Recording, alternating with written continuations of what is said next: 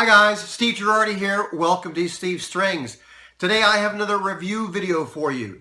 Today I'll be looking at the Washburn Americana B6 6-string guitar banjo. I actually got this gift some time ago from a friend. He knew I was kind of interested in banjos. At the time though, I was playing mostly 4-string instruments like ukuleles, and he's a guitar player and wanted to get me interested in guitar, so he got me this 6-string banjo thinking it might get me more interested in the guitar, and we'll talk a bit about that and how successful that was. But let's go ahead and go over this. Typically when people think of banjos, they think of bluegrass music, which means a 5-string banjo, or maybe they're thinking of jazz music, maybe thinking of a 4-string tenor banjo. Well, this 6-string banjo, I think the market is really targeted at people who are already guitar players who want to be able to add a banjo type sound to the music without having to learn a whole new instrument. And how successful this instrument is at that, I will leave it to the guitar players to decide, or the banjo players. I'm sure each of which will have a very different opinion of that. But I'm mostly an ukulele player, and so for me this was a chance for me to explore both banjo and guitar sort of simultaneously, and I can give you my take on that.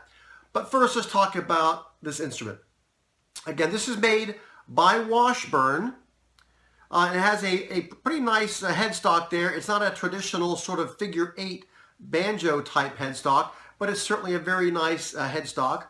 And I should say that the neck on this is a mahogany neck, and it's a mahogany tone ring as well. It has a rosewood fretboard with 22 frets. You can see it is a bound fretboard, and it does have position markers on the side as well as on the face of the fretboard. All right, you can see that this has a tailpiece, as is typical of banjos.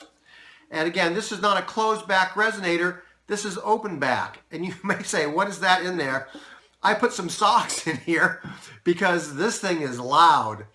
And when I put the socks in between the sort of tension rod and the sound head, it tones it down so it doesn't ring all throughout the house or bother, folks who aren't in the room with me.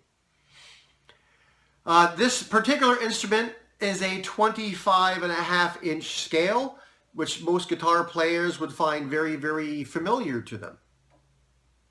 Right now I have this tuned in the typical guitar tuning, which is E-A-D-G-B-E.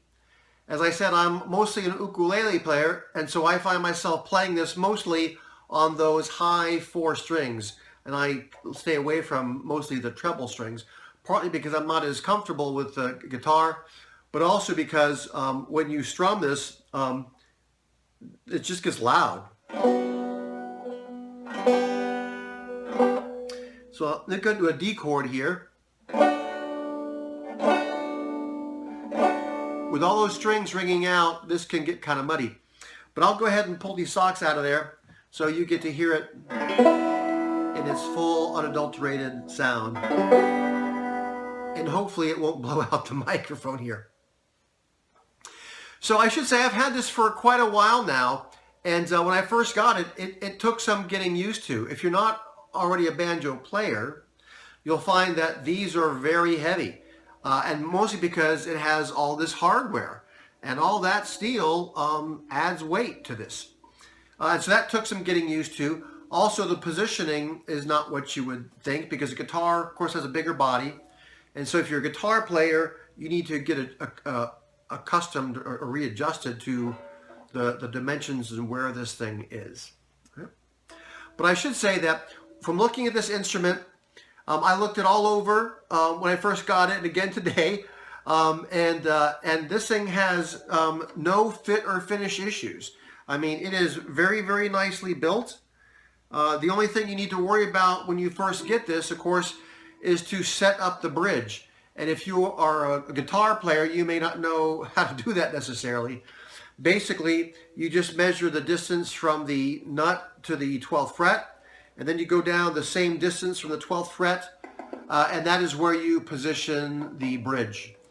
And then you go ahead and test intonation, and you can adjust the bridge back and forth slightly to make sure your intonation is spot on.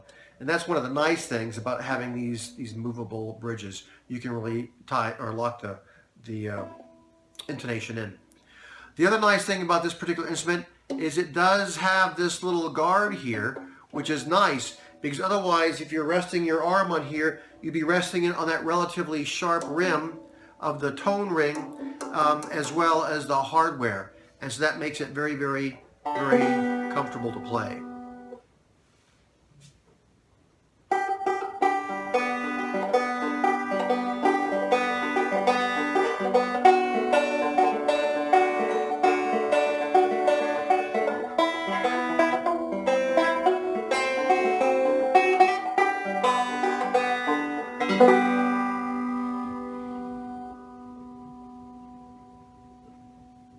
Now that was just finger picked without metal or plastic finger picks.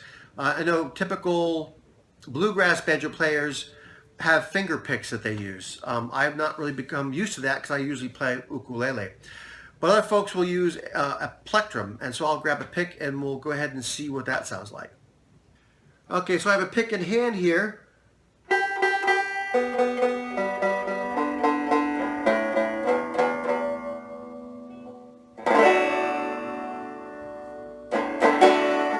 So this certainly gets loud with that pick.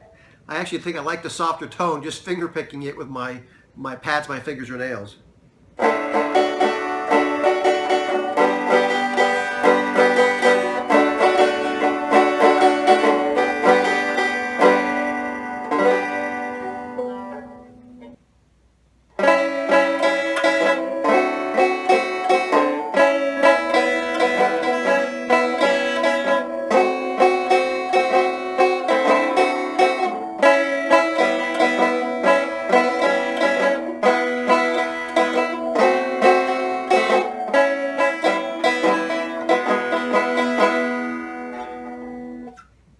Hopefully that didn't blow the mic out, because like I said, this is really loud.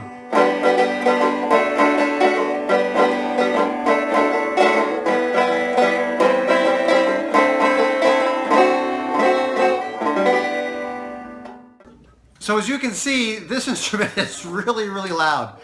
Again, this thing is fully adjustable. It has these tone rings here. You can adjust the tension on the drum here with this.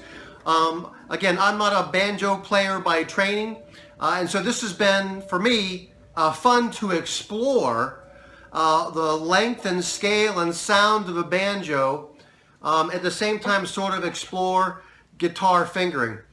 If you're a guitar player and you're wanting to add sort of a banjo sound, again, without having to learn a whole new instrument, you might be interested in this. This could be fun.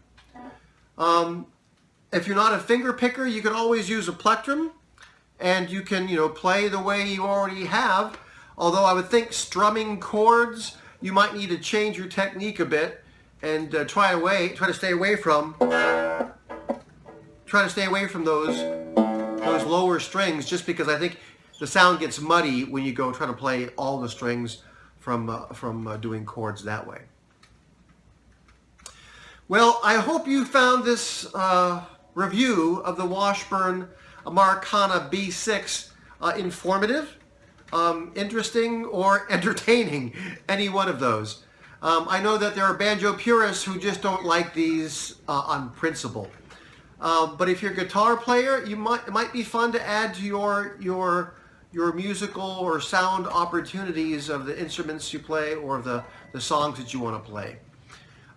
If you're looking for to play bluegrass music, this certainly was not targeted for you. Bluegrass music is typically played on the 5-string banjos. If any of you guys have played these or played other 6-string banjos, I'd like to hear your take on it, because I'm looking at this through the prism of a person who is not a skilled guitar player and not a skilled banjo player, but somebody who is exploring the sounds of both of those and this particular instrument has been an interesting exploration of that. Again, I hope you found this useful. Thanks for watching.